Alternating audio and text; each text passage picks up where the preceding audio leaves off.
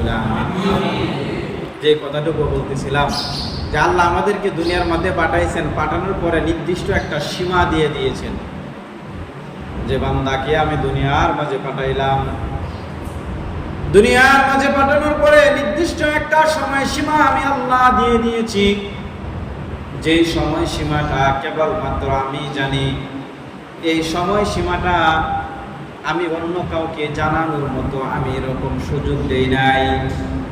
ইচ্ছা করলে কেউ জানতে পারবে না, ইচ্ছা করলে কেউ জানার চেষ্টা করলেও জানতে পারবে না। বান্দাকে আমি কতখানি হায়াত দিয়েছি, দুনিয়ার মাঝে পাঠাইলাম। হায়াত নামক একটা রশি দিয়ে আমি দুনিয়ার মধ্যে পাঠিয়ে দিয়েছি। রশি আমি যখন তার হায়াতকে শেষ করব, রশি ধরে টান দেব। রশি ধরে টান দিলেই বুঝতে হবে তার জিন্দেগির হায়াত শেষ হয়ে গিয়েছে, ওই জিন্দেগির মধ্যে আর থাকা যাবে না।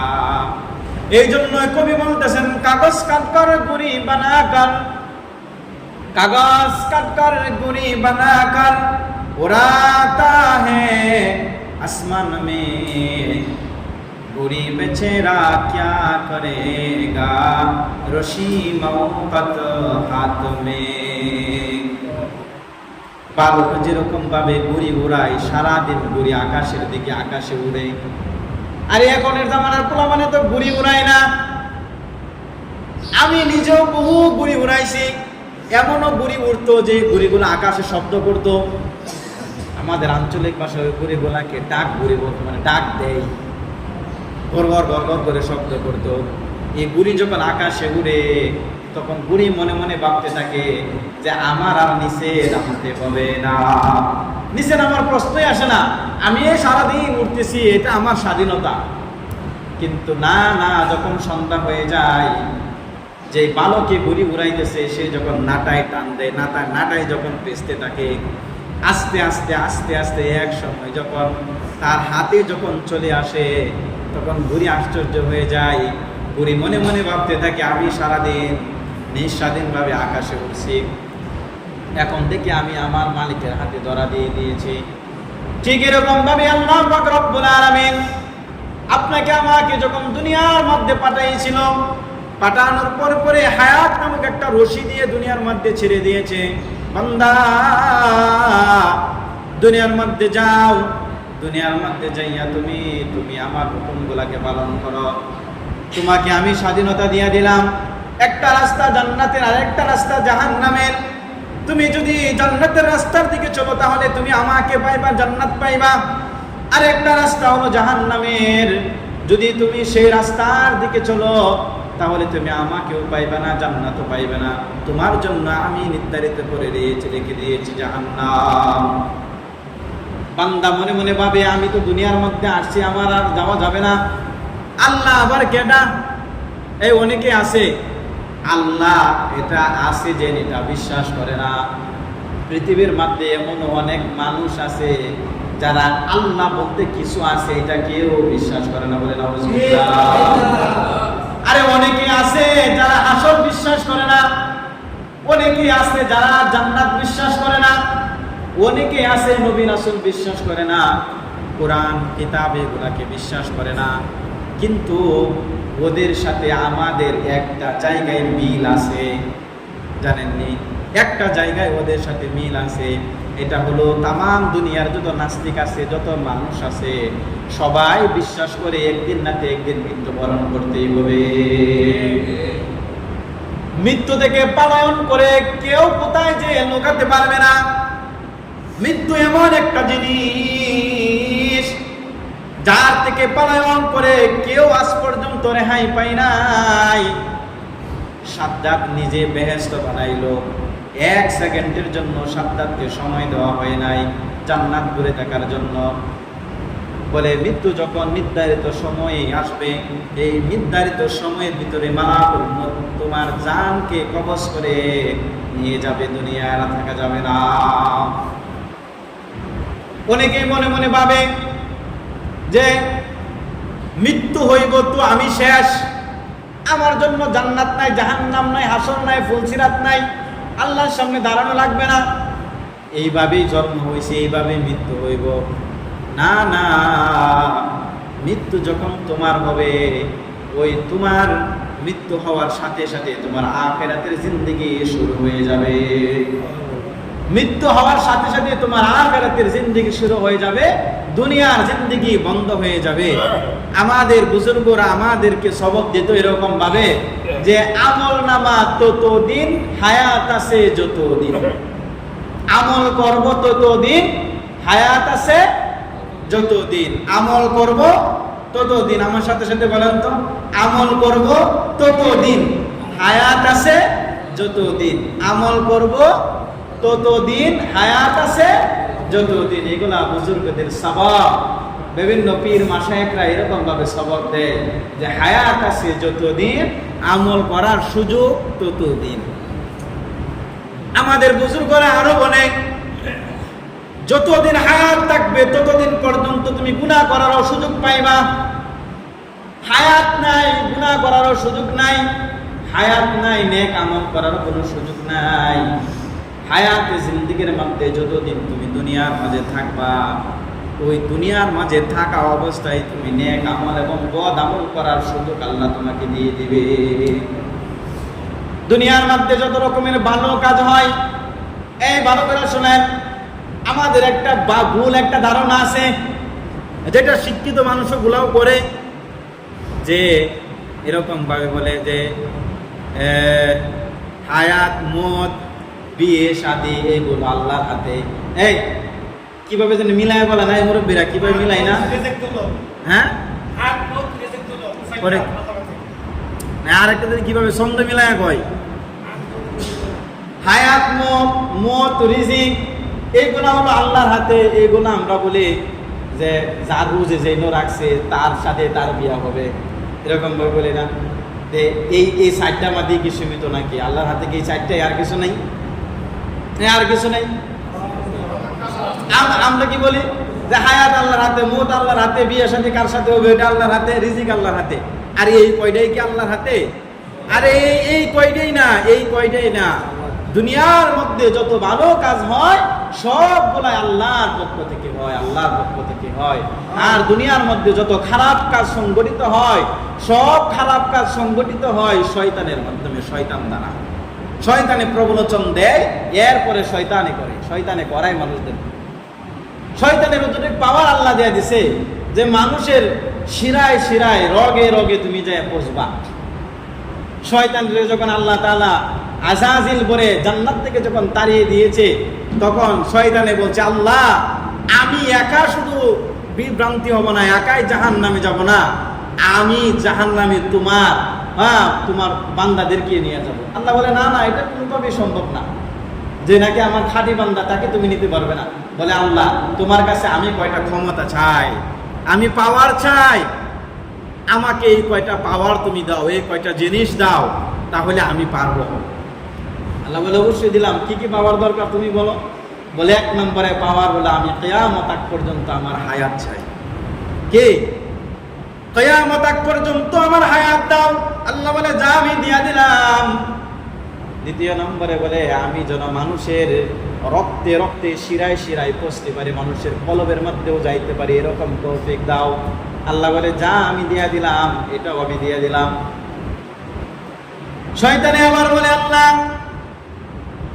আমি যেন মানুষকে সহজভাবে ধোঁকা দিতে পারি, যে কোনো বস্তুর আকৃতি যেন আমি ধরতে পারি, এরকম আমাকে দেয়া দাও। আল্লাহ বলে, যা এটাও আমি তোমাকে দেয়া দিলাম। শয়তানে আবার বলে, আল্লাহ আমি তোমার কাছে একটা ডুল চাই। কি চাই? ডুল। খাজা বাবারা, এই যে খাজা বাবার নামে যারা উরস করে, আরে বিভিন্ন উরসের মধ্যে দেখবেন উরস করে না, ডুল বাজায় না, ডুল। এই ডুল কিন্তু শয়তানে আল্লাহর পক্ষ থেকে চেয়ে এনেছে। খাজা বাবার নামে মাজার করে আমরা শয়তানের বাদ্যযন্ত্র বাজাই, আছে না? আহা, ওলি আল্লাহদের মাজার গুলা, আমি তো সিলেট অনেকবার সফর করছি, প্রায় 3 বার সফর হয়েছে সিলেটে। যতবারই গেছি ততবারই দেখি শিরিকের কারখানা, শিরিকের আড্ডা। অথচ ওনার মতন একজন মুখলেস আল্লাহওয়ালা পীর, যিনি বাংলায় ইসলামকে প্রচার করেছেন, উনার কবরের মাঝে যাইও মানুষ জিনা করে, কবরের মাঝে যাইয়া মানুষ শিরিক করে, শয়তানি কার্যকলাপ করে। আহা, তো এই যে ডুল দেখবেন, আরে গন্ডপীর যেন আপনি বুঝবেন কিভাবে? গন্ডপীর বুঝতে হলে এক নম্বরে দেখবেন তার মাঝে নবীর কোনো সুন্নত নাই। নবীর কি নাই? সুন্নত নাই। তার দরবারের মধ্যে ডুল তবলা আছে, ডুল তবলা আছে। ডুল তবলা যেন থাকবে এনি বুঝবেন যে এটা তো শয়তানি আল্লাহর কাছে চাইহান ছিল। তার মানে এখানে যা হইতেছে সব শয়তানি কাজকর্ম। এই বুঝেন নাই? আরে বাউল যারা গান গায়, ওই দিন আমি মুসল্লিদের সাথে বলতেছিলাম যে বাউল শিল্পীরা যাদের গান গায়, আপনারা মনে করেন হেরার মতো জ্ঞানী আর কেউ নাই। হেরা দেন গান গাইতেছে আর এই যে তবলা বাজাইতেছে, তবলা দেন বাজাইতেছে, ডুল্লুক দেন বাজাইতেছে, এইগুলো হলো শয়তানের পক্ষ থেকে। শয়তানে আল্লাহর কাছে বলছিল, আল্লাহ আমি মানুষদেরকে এমনে খাওয়াবো না, এমনে খাওয়াবো। কেমনে খাওয়াবো? এমনে দিব না, এমনে দিব। বলে এইটা কি? বললে কুল্লু বিদআতিন দালালা আও দালালাতিন ফিন্নার। কুল্লু বিদআতিন দালালা আও দালালাতিন ফিন্নার। সমস্ত বিদআত হলো গুমরাহি, আর গুমরাহি হলো অন্ধকার, আর অন্ধকার হলো জাহান্নাম। বলে বিদআত কি? বলে মানুষ এটা সবের নিয়তে করবে, আসলে এটা কিন্তু সব না, এটা গুনাহ। মানুষ যখন সবের নিয়তে করবে তখন মানুষ তো ভাববে যে না, এটা তো অনেক সওয়াব, কি অনেক সওয়াব, এই জন্য করবে, কিন্তু আসলে এটার মধ্যে বিন্দু মাত্র সওয়াব নাই, এটার মধ্যে আরো গুনাহ। যারা নাকি বাউল শিল্পী, যারা নাকি গান গায়, আপনারা মনে করেন না কত বড় আলেম মমতাজ। কই এখন মমতাজ রাইন একটা গান দেন দেখি বাংলাদেশে, আপনাদের পাওয়ারটা কিরকম দেখি। আরে দেন না। এখন মমতাজের গান যে শুনে হেরাও গ্রেফতার করে। এটা হলো দুনিয়ার নিজাম।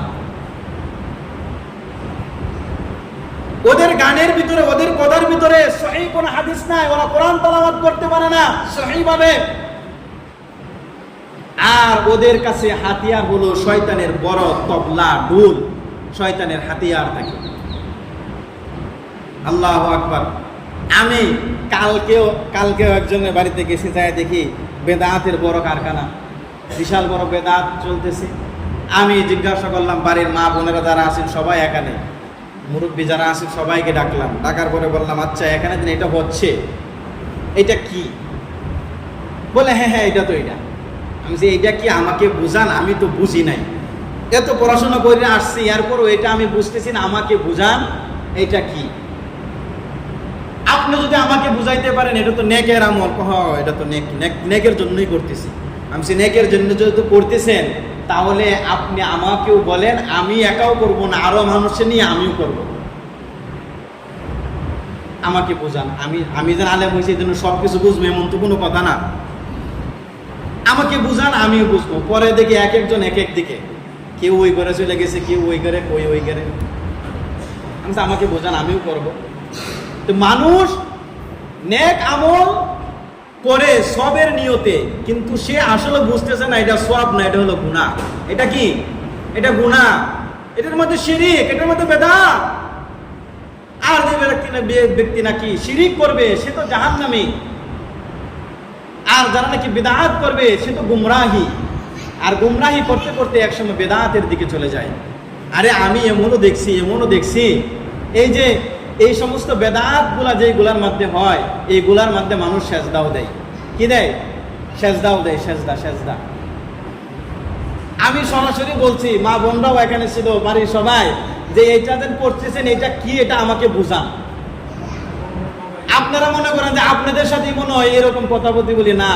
দিন প্রচার করতে যাইয়া বিভিন্ন জায়গায় যাইতে হয়, মাঝে মাঝে যা মানুষদেরকে বলতে হয়। এরপরে তার আওলাদদের সাথে বলে আসছি যে এটা আস্তে আস্তে বন্ধ করে দাও। কি দরকার? বন্ধ করে দাও। সবের নিয়তে করতেছ, সব তো আল্লাহ দিবে, কিন্তু এটা কি দরকার? কই আছে? আমাকে বোঝাও, আমি করব। আমি একা না, এলাকার সবাই করবে। আমি যদি বলি হাজী মোহাম্মদুল ভাই গুরু জবা করে অনুষ্ঠান করবেন, মোহাম্মদুল ভাই করতে বাধ্য।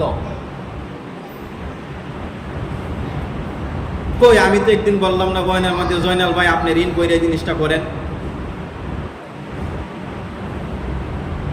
যেটা কোরআন হাদিসে নাই, ওইটা শয়তানে মানুষদেরকে দেখাবে এটা নেক আমল, কিন্তু মানুষ মনে করবে আসলেও তো এটা তো নেক আমল।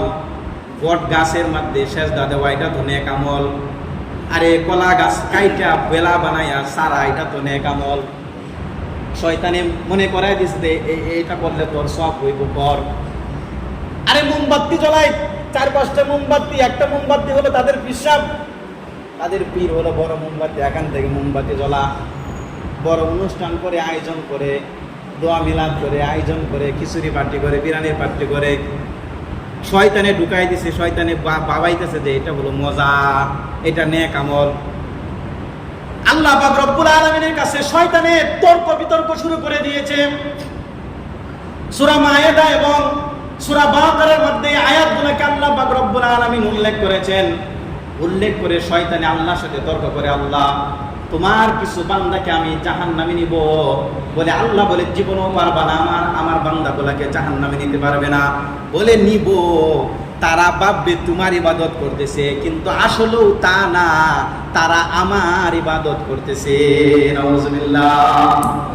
আমরা অনেকে নেক আমল মনে করি, কিন্তু আসলে এটা আল্লাহর ইবাদত না, এটা শয়তানের ইবাদত। আর শয়তানে আমাদেরকে এরকম ভাবে পাকড়াও করছে, এরকম ভাবে পাকড়াও করছে যে আমরা মনে করতেছি এইটা মাদি আল্লাহ, এটা মাদি আল্লাহ বসে দিচ্ছে। আমি যখন তার আওলাদকে প্রশ্ন করলাম যে আপনার বাপ দাদারা এটা করছে, এখন আপনারাও করতেছেন, এটা বাদ দেন। বলে বাপ দাদারা করছে তো এই জন্য একটু কষ্ট হয় ছাড়তে। কি হয়? আরে কষ্ট হয় ছাড়তে। আরে জিনিসটা দেখেন, চিন্তা করেন, এই আলোচনা ভালো করে শুনো, এটা যুবকদের বুঝতে হবে বেশি। আমাদের বাপ দাদারা যদি গুনাহ করে থাকে, এই গুনাহটা মুসলমানে করতে পারবে না। বাপ দাদার দোহাই দিয়ে ইসলাম চলে না। কথা বলেন, বাপ দাদার দোহাই দিয়ে ইসলাম চলে না। কোরআন ও হাদিস দ্বারা ইসলাম চলে। কি চলে? কোরআন ও হাদিস দ্বারা ইসলাম চলে। বাপ দাদার দোহাই দিয়ে কি না, ইসলাম চলে না। আমরা যে এই যে যেমন ধরেন, আমি একটা বট গাছের পূজা করতেছি, একটা কলা গাছের বেলা বানায় পূজা করতেছি, মানে ইবাদত করাটা একটা পূজার মতন হয়ে গেছে।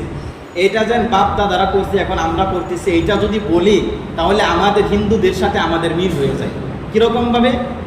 1400 বছর আগে মুহাম্মদুর রাসূলুল্লাহ যখন তার চাচা আবু জেহেলের কাছে যায় বলছিল, চাচা,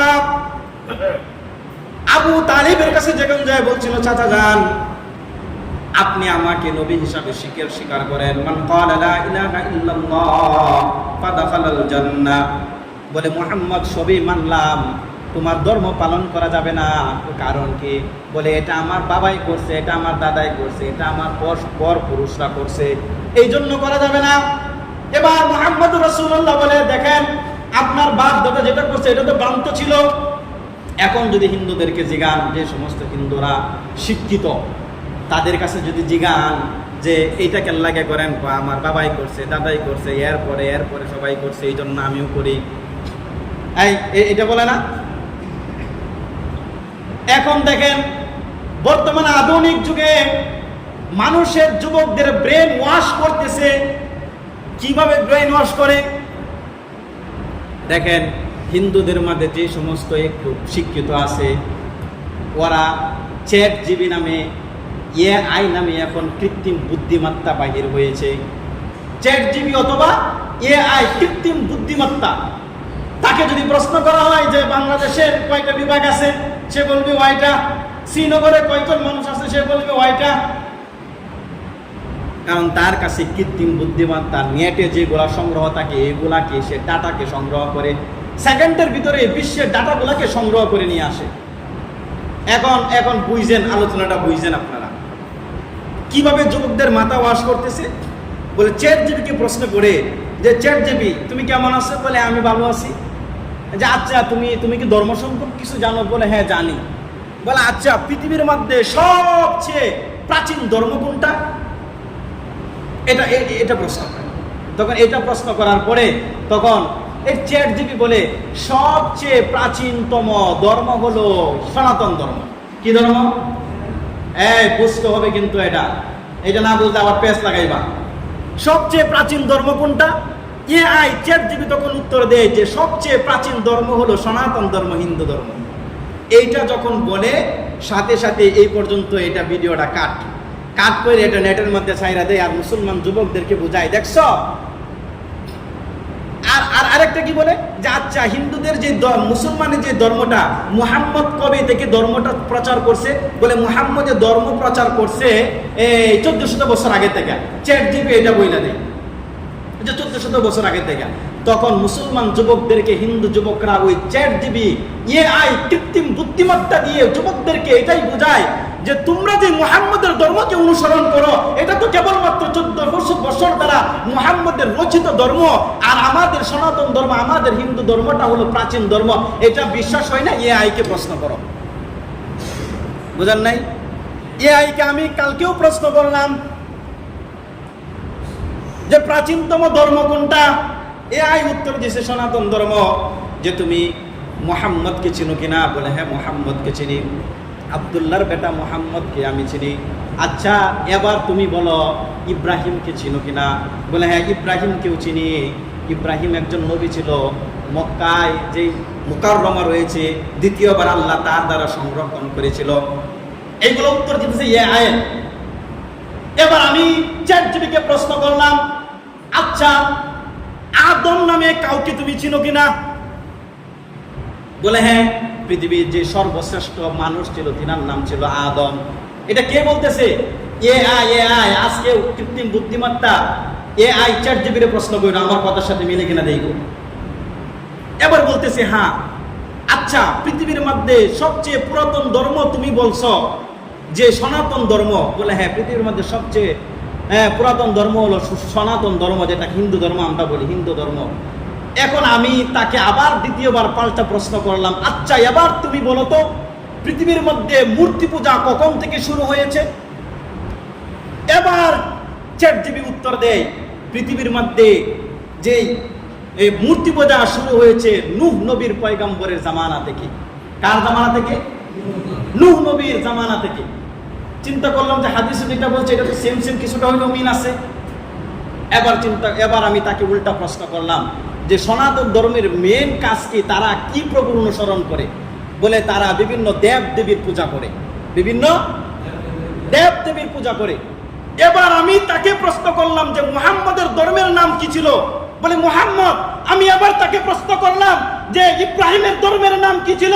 বলে ইসলাম। আমি আবার তাকে প্রশ্ন করলাম নূহের ধর্মের নাম কি ছিল? বলে ইসলাম। আমি আবার তাকে প্রশ্ন করলাম আদমের ধর্মের নাম কি ছিল? বলে ইসলাম। চিৎকার মেরে বলে সুবহানাল্লাহ। এবার আমি এআই কে প্রশ্ন করলাম, এআই এবার তুমি বলো পৃথিবীর মধ্যে সবচেয়ে প্রাচীনতম ধর্মের নাম কি?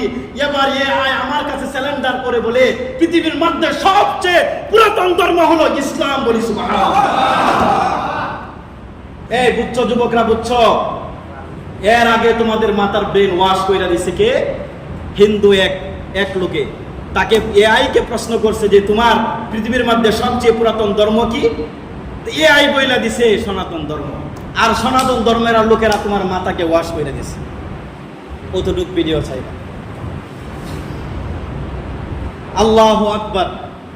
মুহতারাম হাজিরিন, পৃথিবীর আদম নবী থেকে শুরু করে কিয়ামত পর্যন্ত যত নবী রাসূল দুনিয়ার মধ্যে আসছে সবার ধর্ম ছিল ইসলাম, ইসলাম, ইসলাম, ইসলাম।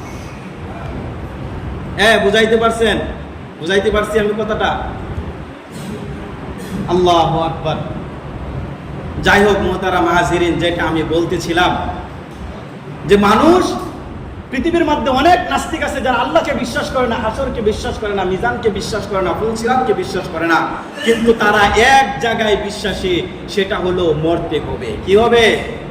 মরতে হবে। আর ইবাদতের সময় কখন? মরার আগে না পড়ে?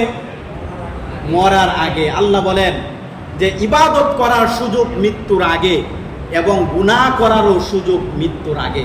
গুনাহ করলে, মৃত্যুবরণ করলে গুনাহ করারও সুযোগ নাই, মৃত্যু করলে নেক আমল করারও সুযোগ নাই। সুতরাং তোমার হায়াতকে সম্পূর্ণভাবে কাজে লাগাও। ইহুদি বেঈমান নাসারাদের সাথে মিশা তোমার ইমানকে ধ্বংস করো না। ইসলামকে চিনো, মুহাম্মদুর রাসূলুল্লাহকে চিনো, হাদিসকে চিনো, কোরআনকে চিনো, মসজিদকে চিনো, মাদ্রাসাকে চিনো, কিতাবাদি চিনো, নামাজ চিনো, রোজা চিনো, হক কথা বুঝো, হক কথা বলো। প্রত্যেকটা নেক আমল যদি তুমি কইরা যাইতে পারো, আল্লাহ তোমাকে উত্তম পুরস্কার স্বরূপ জান্নাত দিয়ে দেবে। আল্লাহ পাক রব্বুল আলামিন আমাদেরকে হায়াতে জিন্দেগি যতদিন থাকবে আল্লাহর সন্তুষ্টির উদ্দেশ্যে সকল নেক আমল করার তৌফিক দান করুক। ওয়া মা আলাইনা ইল্লাল বালাগ। আসসালামু আলাইকুম ওয়া রাহমাতুল্লাহি ওয়া বারাকাতুহু।